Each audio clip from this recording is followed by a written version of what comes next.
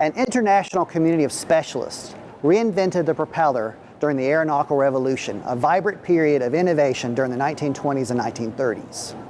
These specialists created competing designs that were both successful and unsuccessful as they increased the ability for airplanes to climb quicker, cruise faster, using less power. Reinventing the propeller moves from the minds of these inventors, these specialists, to the drawing boards and factories, to the research and development facilities, to the commercial airways and aerial battlegrounds of World War II to tell the story of engineering innovation in aviation during the 1920s and 30s.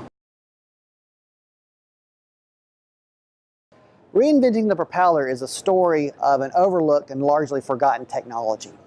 In the process, it reveals the tumultuous nature of engineering innovation, where inventors, private industry, the armed forces, and national governments all work together and against each other in the creation of new technology.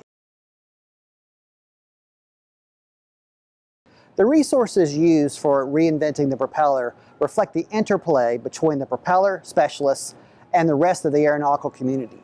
It relies upon collections in national repositories such as the National Archives of the United States and Great Britain, corporate archives, as well as museums such as the National Air and Space Museum.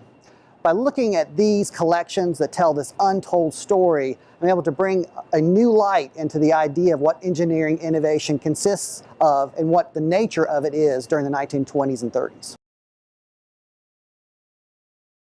What surprised me in my research for reinventing the propeller was two consistent themes. One was this international versus national tension, in which aviation is international, but it's also national.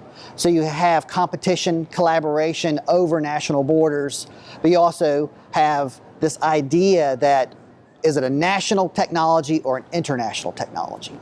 The second is this very important idea of resistance to new innovations, in which aeronautical communities in the different countries, the United States, Great Britain and Germany specifically, embraced this new technology at different times and for different reasons. Reinventing the Propeller is a scholarly book rooted in primary sources, but it's also written for sophisticated general readers interested in the history of flight. And so we have the story of invention, research and development, acceptance of new technology, but they are connected by these very important moments in the history of the propeller as well as the airplane itself. You have Charles Lindbergh just barely getting over the electrical lines at the end of Roosevelt Field in May 1927 before his solo transatlantic flight. You have the introduction of American technology at the McRobertson race in 1934 through aircraft like the DC series airliners you see behind me.